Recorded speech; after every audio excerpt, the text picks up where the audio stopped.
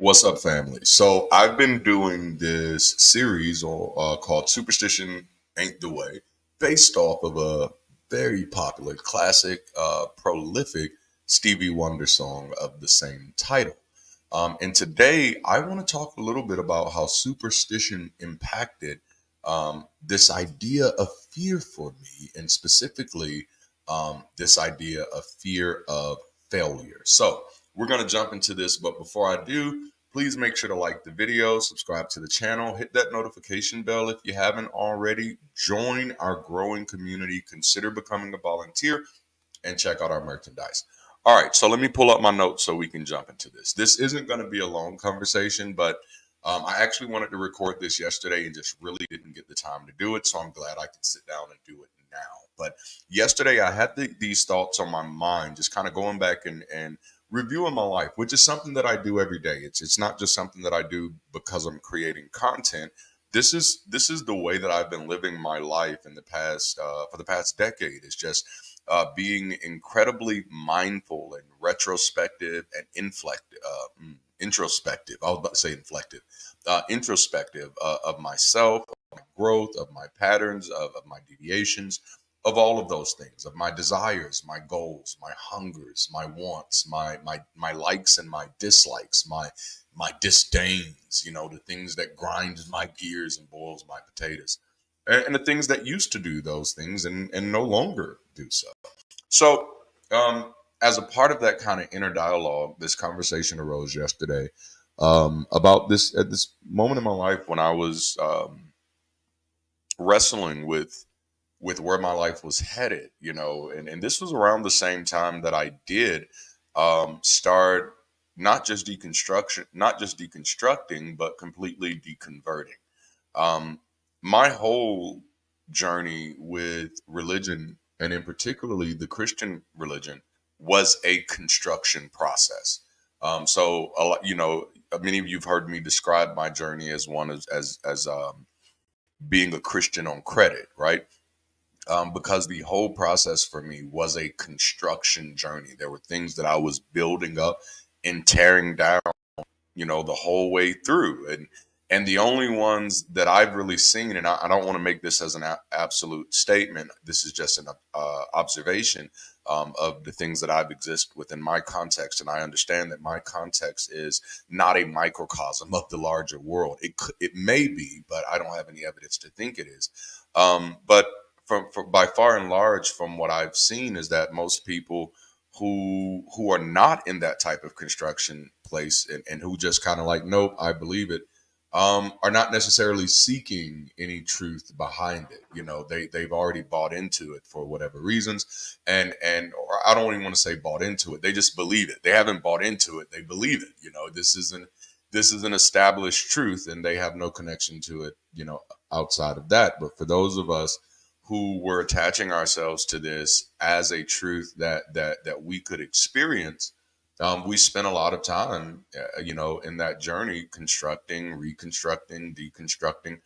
And so I can't point to a deconstruction point, but I can definitely point to my deconversion point. And that was just that getting to that space where I was willing to give myself permission to look at my life and actually make some judgments, right? And so one of those judgments that I come to, and you can see a little bit of this if you read my book, Insignificant, which was the first book that I ever published. I actually ended up renaming it Significant, which is incredibly significant because, when I first named the book, that's where I was. I was in an insignificant place. And by the time I finished the book, I had found my own sense of personal significance. And so one of the things that I wrestled with was my own personal fear of failure, much of which was rooted in superstition. And much of that superstition was religious superstition. There were some other cultural superstitions as well, but we'll deal with the religious ones in this case. So failure was really hard for me. So anytime I experienced failure, it was like uh, mind wrecking, mind unraveling. Um, I did not have a healthy relationship with failure prior to my deconversion. Now, mind you, again, I am not saying that all Christians have this type of relationship. Again, I realize and that's one of the beauties of becoming an atheist. I realize that I'm nobody's example. I'm nobody's sample group. I'm just me. I'm my own person. I've had my own experiences, and there may or may not be other people who've had those experiences, but either way, it doesn't in any way nullify my own. So, and that's what I'm speaking to is my own experience. And so I did not have a healthy relationship with failure because I felt that if there was something that I did that did not work, and mind you, that's what we're talking about here, not moral failure, not sin failure, just trying something and it not working. Whether it's starting a business or starting a group, which I did a few times, singing group, dance groups, all those types of things. Whether it's trying to get somebody saved, whether it's trying to get somebody filled with the Holy Spirit. I'm talking about things that you try and that don't work. And for me, that was anytime I tried something and it didn't work, I felt horrible and I felt a lot of negative emotions that I want to kind of share here, or at least the reasons why, in order to be able to share. So the first one was I felt that failure was indicative of sin. That if I did something and it didn't work, that it must be because one of my sins have gotten in the way, or maybe even that I have a hidden sin that I don't know about. I'm doing something wrong and I don't know what it is. So either or, whether it is, nope, it's that cigarette that I smoke. That's the reason why this business didn't work. Or it's that time I didn't pray over my food. That's the reason why this person didn't get filled with the Holy Spirit. Or it's that pornographic clip that I watched, and that's why this person didn't get healed. So it was just, with anything. It could have been anything. I didn't get the grade that I thought I should have gotten, and I'm wondering, oh wow, did I do something wrong for this to happen? And so, failure would at those times in my life would invite me into that place of like, oh snap, I've sinned, or I've likely sinned, and I'm trying to figure that out, which is like yikes, right? But then, or maybe it's not indicative of sin. Maybe it's indicative of the devil. Like, maybe the devil is involved in this, or maybe the devil is in me, or maybe this was the devil's idea, and I was just too sinful not to recognize it, or too carnal or too fleshly not to recognize it, or maybe the devil has just attacked this, and the devil is much more powerful than I am, and I can't do anything about it. This is a very tumultuous kind of place to live. Doesn't really create a healthy breeding ground for healthy thoughts about yourself, or about the reasons you're actually failing. Another thing that I felt that my failure been was indicative of lack of prayer. That maybe I didn't pray enough about this idea. Maybe I didn't pray enough about the people that I'm working on this idea with. Maybe I didn't pray enough to get God's answer about this. So maybe I didn't cover this enough in prayer. I studied enough, but man, I should have prayed too, or I worked on everything, but I should have prayed too. So there's this idea of, for me, when anytime I would deal with failure, anytime I would deal with something not working, I'd be looking at my sin, the devil, or prayer. But then there was also that it could be indicative of a failure to please God, or a failure to get God's approval, right? Which kind of tied to that lack of prayer. But ultimately, that was kind of a big one, right? That whatever reason, if this didn't work, the big reason it didn't work is because God did not want it to work. If this did not work, the real reason it did not work, regardless of what other reasons I could point to or what other reasons I could identify, the real reason, the reason that I always forced myself to wrestle with, is that God did not want this to happen. God was not in this. God was not pleased with this, because only the things you do for Christ will stand. On Christ, the solid rock I stand. All other ground is sinking sand. And so if my plan is sinking, if this idea isn't working, then surely I have not pleased God. I did not have God's approval. I did not have God's go ahead. And if we lived in a world where we had a God who spoke audibly, that would be an easy fix. But when you do live in a world where God does not speak audibly, then this leads to, I can only speak for myself, borderline psychosis, where you can't even really engage the world around you. And so to kind of wrap this up a little bit, let me share some things that kind of resulted in for me. One of the biggest things is it resulted in an inattention to detail. If I'm always thinking that things that have absolutely nothing to do with outcomes in real life are the things that are impacting outcomes, then it's not very likely that I'm paying attention to the things that actually do impact outcomes. So if I'm thinking that it's sin or the devil or a lack of prayer or just a lack of God's approval, then I'm probably not paying attention to the moving parts. I'm probably not paying attention to something that went wrong. I'm probably not paying attention to the details of why did this actually not work, which is an incredible learning opportunity. And so I'm missing that learning opportunity if I'm looking in the wrong direction. It's misdirection for sure. And I don't want to say anybody intentionally did it, because it's a misdirection I did to myself. Instead of, I convinced myself, Darante, instead of looking at the details, look at these spiritual things, because it's not these fleshly things and these carnal things that impact things. For we wrestle not against flesh and blood, but against spiritual powers and wickedness and principalities and high places. Therefore, put on the full armor of God. It was just these type of ideas that man looks to the natural. You know what I'm saying? But those of us who are spiritual, we look to the spiritual for our answers. So I'm absolutely looking over natural processes, natural consequences, and not paying attention to what actually went wrong, which is preventing me from being able to diagnose how I can fix this, or at least preventing me from learning from what went wrong so I can take that lesson into whatever my next endeavor was.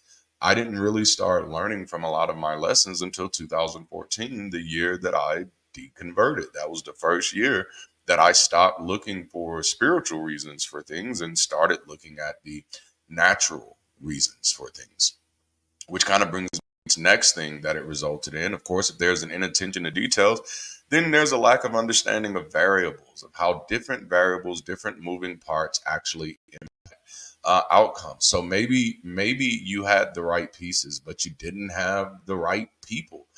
Maybe everybody looked good on paper, but you did not inspect what you expect.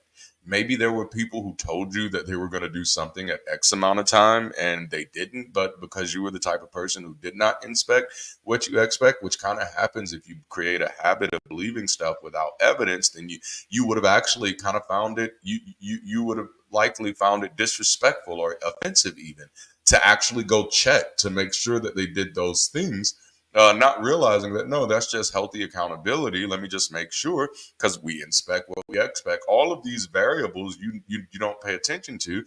And so you don't realize that it very well may have been something extremely small or something extremely insignificant that actually caused whatever you were working on not to work. You're thinking that, oh, my business didn't work just because of these haters. And in all reality, maybe when you allow yourself to look back, I don't know, maybe it was a restaurant.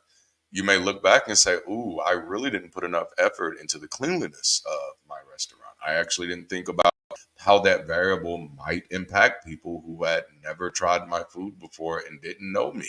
But I was used to knowing other people who had restaurants that weren't that clean either. And I saw that was working. So I thought it was going to work for me as well. And then it didn't. But it's because you didn't realize that they had kind of a communal effect. In many cases, long before they started their businesses, or that their businesses started at one point in time when they were clean, or that cleanliness just wasn't a consumer expectation. But now it is. And you see things like that a lot. Like one of the things that I see so clearly now, when I do get to help people with their business plans and things of that nature, is I realize how many people are still trying to build plans that they had for a world that existed 30 years ago. That world doesn't exist anymore. You can upgrade or upskill or upscale your ideas to match the reality of the world that you now live in. So that's the variables piece. It also resulted in an aversion to challenges and opportunities for improvement, which is something that I definitely did write about in Significant. Because I did notice that there was a question that I asked about myself, because I, started doing this thought experiment of what would have happened had I made these different types of decisions. Where would I have been? I saw two things, and I write about it in the book, that I would have likely been a lawyer and an entertainer, or a mix of those things, juggling both of them at the same time. I'd probably, financially well off, and all those kind of things. And then I began to wonder, like, well, why wasn't I that person? And the reality was, well, you are that person. The only difference is this person in this hypothetical reality has made those decisions. And that's when I realized, oh, well, why didn't I make those decisions? And of course, I can give the popular version, and the popular version is, oh, I didn't make those decisions because religion had such a hold on my life that God, was leading all my decisions. Well, as a sociological atheist, I understand that God was never the voice speaking to me, and that it was always my voice. And then, just as a human that lives, in a certain degree of realism, I realized that as much as I may have articulated that these were God's thoughts and God's voices, the whole time it was still me. And so at the end of the day, it was me who used my religion, and not speaking for everybody, but my religion, as a crutch not to engage life, as an excuse not to engage life, as permission not to engage life, because I had this excuse. Well, if this doesn't work, then this is probably the sin, devil, or prayer, or whatever. I'm not praying enough or whatever.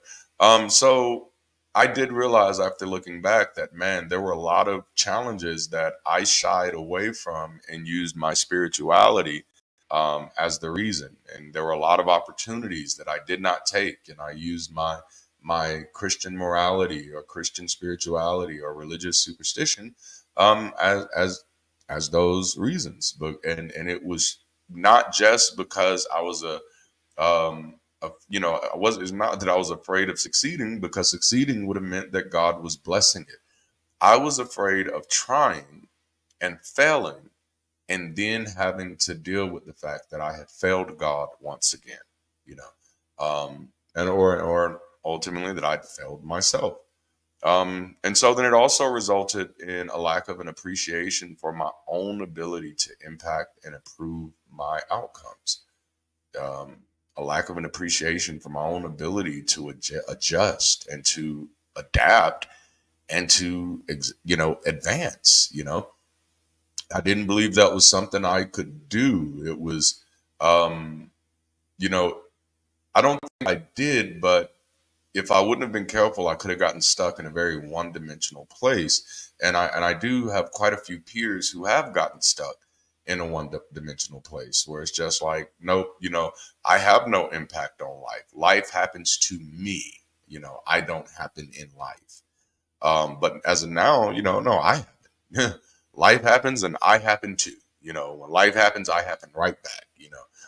So now I do have a profound appreciation of my own ability to impact my outcomes. Before, my ideal was I can do all things through Christ, which strengthens me, and now it's just like, no, I can do all the things that I think I can do, pretty much in my own strength, with a little bit of support for those things that are bigger, but there are a lot of things that are not bigger. There are a lot of things that I can do. It does take a little bit of work. It's not easy. And that's kind of another thing that removing myself from the fear of failure has done, is that I no longer need things to be easy, because on the other side of that spectrum is this idea. If the idea that failure is an attachment to sin or the devil, or displeasing God, then this idea of ease means that, oh, you're on the right track. God must be pleased. God is blessing you. Everything is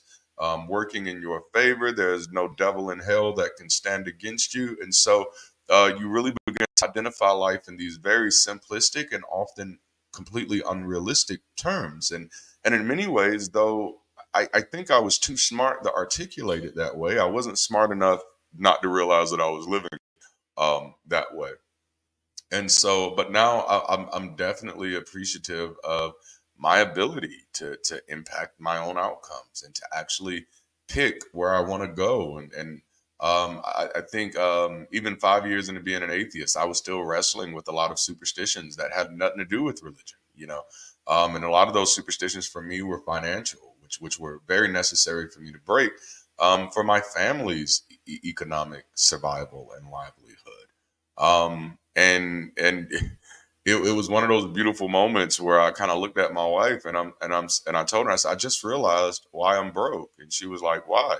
And I'm like, we're not aiming at any jobs that actually pay decent money. We're not upskilling, we're not upscaling. And I'm not saying that everybody has that opportunity, but I grew up pretty poor, and so I know there are several people in my community that had that opportunity, but I also know there are several people who didn't have environments that were conducive for that. I was again, I am somewhat of an anomaly. So I'm not expecting other people to go out and just, say, oh, Darante said this, so no more excuses. That is how I live, and the reason I live that way is because there's no God looking out for me. There's no magical, fairy godmother looking out for me. And I don't have a strong support system. My family is literally my wife and my kids. That is the extent of my familial support system. I don't have any family outside of that that functions as family. So I have developed a kind of no excuse mentality for me, because which was necessary for me coming out of my own religious superstition. It was because realizing, oh, the biggest problem with your life is you thought somebody else was going to handle it, and you thought that you paying attention to the details of your own life was somehow sinful. Which I am going to do a separate video on that, and I can tell you the exact moment that happened in my life, and that was reading about David's census, when God basically punished David for counting the numbers and seeing how many people were a part of the kingdom.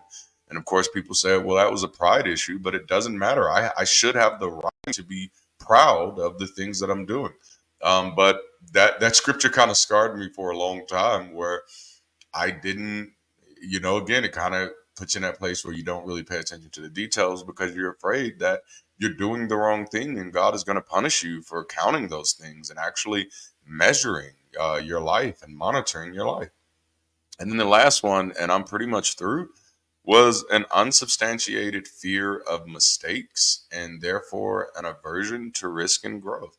So, yeah, obviously, if I believed that failure was somehow indicative of sin, the devil, or displeasing God, then mistakes, literally, there are certain people who defined sin as mistakes.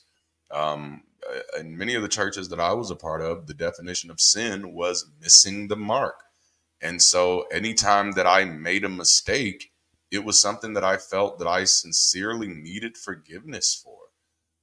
Whether it was a personal mistake or, like literally, if I started a project and that project did not succeed, I felt like I needed forgiveness for that, because a mistake meant that somehow I missed God, that somehow I didn't do what God wanted me to do. And so that was very, it was very troubling for me, and it did not put me in a good mental space for a long time, because I couldn't wrestle with my own life, couldn't process things, and again, it made me averse to risk. Anything that looked like that it could be a mistake, or anything that looked like that it could be a losing battle. I wasn't, and of course, you know, I didn't want to look into the details because then that made me seem like maybe I wasn't pure. Maybe I didn't have, you know, righteous or holy motives. If I'm trying to figure out how to make something work, you know, why are you trying to figure out how to make this work when God has already showed you that this won't work? You know, when of course God hadn't shown me any of those things. But um that was the that was kind of, it was a major revelation or a major realization for me to realize, like, oh snap, like, yeah, that this had impacted me in a lot of ways. And the beautiful thing about it is, excuse me, sorry. The beautiful thing about it is that as I've come on the other side, I don't find reason to blame anybody on this side. I don't. If you notice, I don't find reason to blame religion. I don't find reason to blame preachers. You haven't heard me really go through my story and blame any of my mentors or former pastors, and some of them were like really not great people. But the more and more I've kind of understood about the world, you know, I realized that even some of the most damaging situations that I went through those damaging situations for me because I wasn't allowing myself to pay attention, you know. And many of them allow themselves to do some of that damage because they're not allowing themselves to pay attention. And that's not me trying to give excuses to anybody. I just, y'all have heard me say it a few times. I like to humanize things, you know, and that, you know, these are, at the end of the day, these are all human beings. And a lot of times we have this shock and awe response. They're like, I can't believe they did that. And I'm like, you really can't believe that a human did this? That's odd to me. Like that, to me, believe it or not, I consider that superstitious. Anytime someone says, I can't believe somebody did this, and I'm like, there's no way you viewed human history and you're still shocked about anything that a human being does. That comes from this belief in sort of good and evil, you know, and that, you know, people are basically good. And I'm like, I don't know if I'd actually say those statements, you know, that people are basically good. I don't know enough people, you know. That's not something that I'm really in a good position to say. I don't think most people are in a good position to make that declaration. So I just make the declaration that people are generally people. People are people. People will do what people do. You know, if I gotta, you know, if there was a fire truck and the police and the FBI, you know, showed up in my neighborhood, and I live in a pretty, you know, nice neighborhood, and said, and we found out that one of our neighbors was running like sex trafficking out of their basement or something, I'd be like disappointed, but I wouldn't be shocked. You know, like, oh man, I wouldn't be one of those who's like, oh, I would have never seen them doing this. I've seen enough about life to understand that people are complex, and I actually, and I'm on a rabbit trail here, and I'm gonna wrap this up. But you know, I actually think it's kind of unhealthy sometimes when we're overly shocked by things, because it doesn't allow us to actually do a deep dive and explore. Well, how did this happen? Why did this happen? Because there's a lot of things that are really prevalent in human society that we ignore, and we just kind of we ignore it by villainizing it. So the moment we villainize it, we just say, well, truly evil people do this, and nobody else does this except for truly evil people.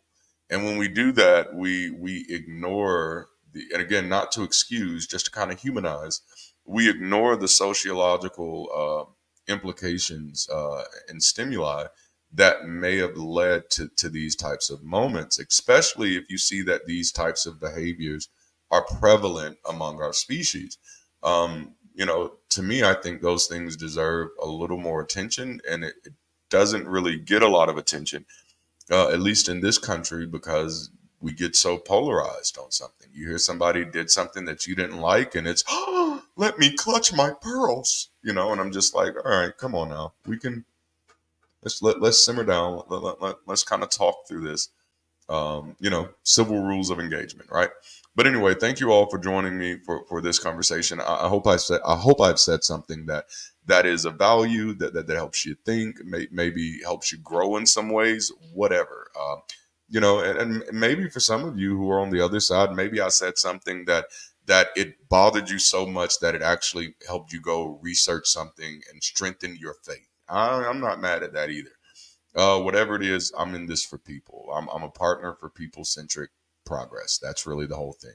So please make sure you like the video, subscribe to the channel, hit the alert notification bell, join our growing community, consider volunteering, and check out the merch. I'm telling you, you won't be disappointed. Other than that, I think that's all I have for you today. Until next time, keep rising, stay progressive, and stay beautiful.